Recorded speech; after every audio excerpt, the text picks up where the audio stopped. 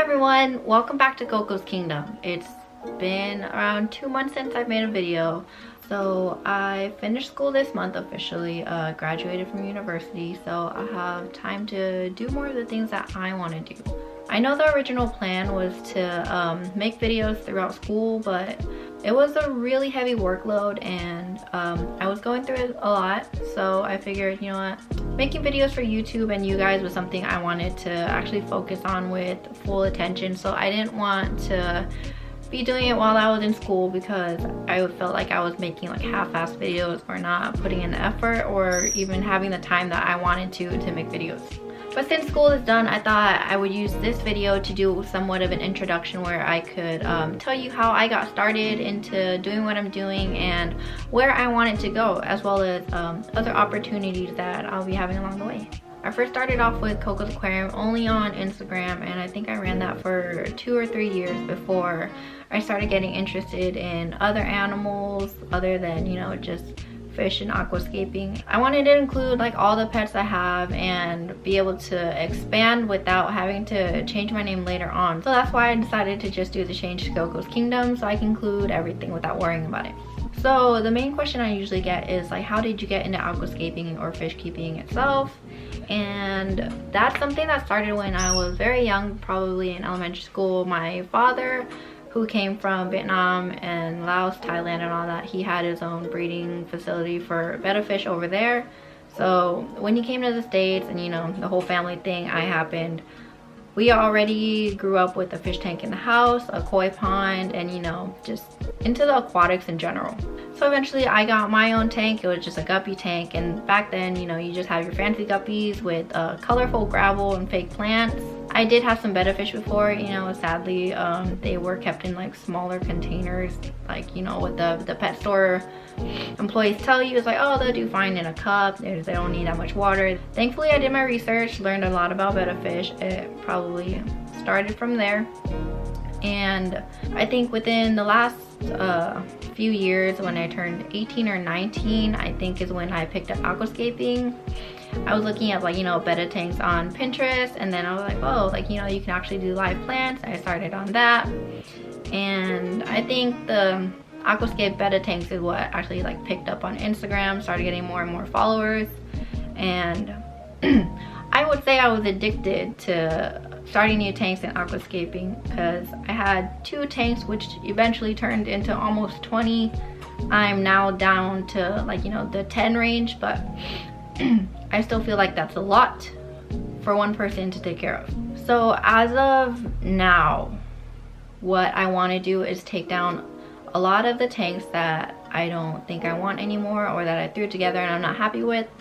I want to build a rack myself that I can put the 8.6 gallon 60F, I think it is, the 88 shallow, 2 of the 11 gallon bowls, and the 22 long, the Mr. Aqua. So it is a huge downsize, but I feel like I'll have a lot more time to manage them, and they'll just look better overall because I'll be putting my all into a smaller amount of tanks rather than a small amount of effort into different multiple tanks. So I want to get that done. I also want to paint the fish room green. I know the original plan was to switch my room with the animal room for more space, but it just seemed like a little overwhelming when the time came, and I didn't want to make any huge steps without like being comfortable, like financially and, like, you know, physically, mentally, all of that. So maybe in the future, but as of now, we're just gonna focus on the animal room itself currently. So after I get it painted, I don't know if I want to redo the floor or just keep the carpet, but I do want to get one wall for the aquarium and see if I could get some more reptiles and other species in that room. I think the mice will probably be staying in my room. They're just right over there on top of a little cubby. But I'm going to take it step by step with the room first, and then the fish tanks, and then go from there. I don't have a plan, but I usually do, but I think it'd be easier for me to take it step by step than thinking I have to follow a certain pattern. So a few project videos that I will probably be recording is the 22 rescape with the lava rock. I'm also going to be putting the shrimp into the other 11 gallon bowl, so I'll get the process of that. A lot of people ask me how to aquascape bowls or what it's like to, like all the equipment that you use, so I feel like that's going to be a really good video for you guys to watch and learn, because it's something that you guys have been asking for too. What else? I also want to redo the leopard gecko's enclosure again. I'm just not happy with it. I feel like it could use a lot more natural supplies as well as enrichment, so they can be in a more comfortable enclosure since they're going to live their entire lives in there. I also got a Thrive terrarium from PetSmart. I'm most likely looking to keep a day gecko in there. There's a reptile show coming up in February, but I'm not sure it'll be done by then. So depending on that, you know, like I said, step by step, I'll work on the terrarium when I have the time and motivation. I'm going to try to do live plants again. I don't know if I want to do a bioactive with it, but we will see as it goes. Also, an update on animals that have passed away. So the first mouse that I got, Moose, she was starting to have seizures, to which, you know, we took her into the vet and tried to get her hydrated, minerals, vitamins, whatever, but didn't end up working. She passed away from the seizures, but I still do have 2 mice, which include Mooncake and Milkshake. Milkshake is the one that does circles because of neurological issue, and Mooncake is the second mouse that's from the rescue that's left over, you know, predatory bird food, and I just take whatever's left and let them live their life out here rather than get eaten. I know, like, you know, circle of life thing, but I try to make a difference for the single lives that I can. Also, my favorite betta passed away. His name was Clyde. I try to get a picture right here.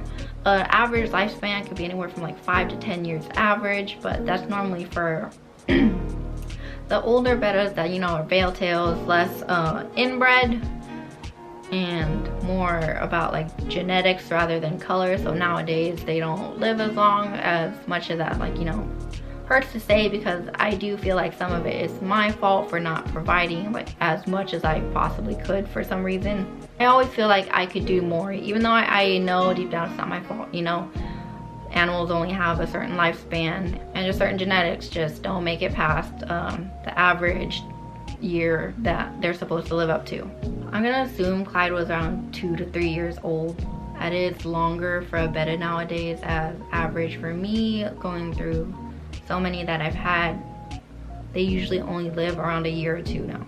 So I'm a little bummed about those 2, but I do understand when it's someone's time to go, it is time, and that I gave them the best possible life they could have here. So getting into where I want to take this channel, I'm hoping to get a video out every week or every other week, and I actually want to at least attempt to turn this into something I can do full time. Animals for me were always a passion more than a hobby, and if I can help them and you guys through education and entertainment, like, that is something I would love to do. It might even be a dream job, I don't know. I was also offered to be a project manager. A friend in Texas reached out to me and said he wanted to purchase probably around 10 acres of land where we can, you know, set up enclosures and housing where we could rescue animals, find them new homes, or give them forever homes. And he wanted me to be in charge of that. So it is a huge project that I'm considering, but it is in Texas, and I'm not sure how I feel about relocating, but I am going to leave that on the plate because that's a huge opportunity, and it does sound like something I'd love to do. But that project is in 2020, so I'm not even sure if it's like a solid idea or just a proposal. So I wanted to take a year or so to see where I could actually grow this channel, if it's something that's actually, like, you know, plausible or even possible. Eventually, with or without this channel, I want to move on to a larger property where I could rescue animals and just, you know, take care of them daily as a full-time job. So I know, like, mostly right now I have like smaller pets, you know, fish, mice, reptiles like the leopard geckos and snakes, but eventually I want to get onto, like, you know, farm animals such as horses, maybe even cows. Not too fond of goats, they seem kind of mean. Chickens, quails, and all that. I feel like that's basically a recap of everything that I wanted to update you guys with. If you're still subscribed, thank you for being so patient with me. I know I don't put out as much content as I said I would, or as much as I wanted to. I know it's on my own time, but I at least want to be like on a schedule that I can be consistent with this channel. So it's actually something I'm working on and trying to grow. So to end off 2019 with this update, 2019 was a hell of a year, both physically and mentally for me. School education took a ton out of me, especially since it's not the route that I wanted to do. But now that I'm done with that, I can finally work on myself and doing all the things that I want to do in life. So if you're still subscribed to me at this point, I'm just gonna start calling you Coconuts because you know, YouTubers have names for their following.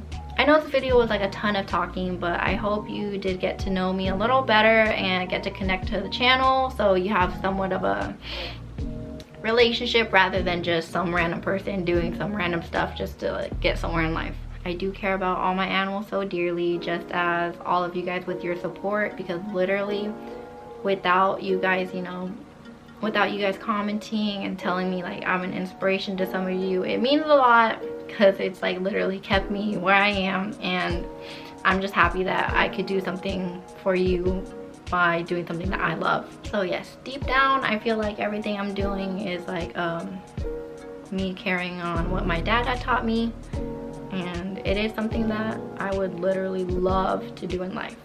So I'm gonna pursue the opportunity and just see where it takes me within the next year. Thank you so much for watching through this video. Please feel free to subscribe if it's a journey that you think you'd like to follow along. Comment your thoughts. Like the video if you did like it. Also, please feel free to leave suggestions on video topics that you guys want me to make, because at the moment I don't really know what videos to do, what you guys want to see, because I want to do something that I like, but I want it to help educate you guys at the same time, not just like me doing random stuff. Just like I said, like how a lot of people wanted to see how to scale a bowl, or you know, like how to take care of your first leopard gecko or set up an enclosure for your ball python. I can do topics like that. Again, thank you so much for your time in watching this video. I hope you guys have a great rest of your day and have a great 2022. Bye everyone.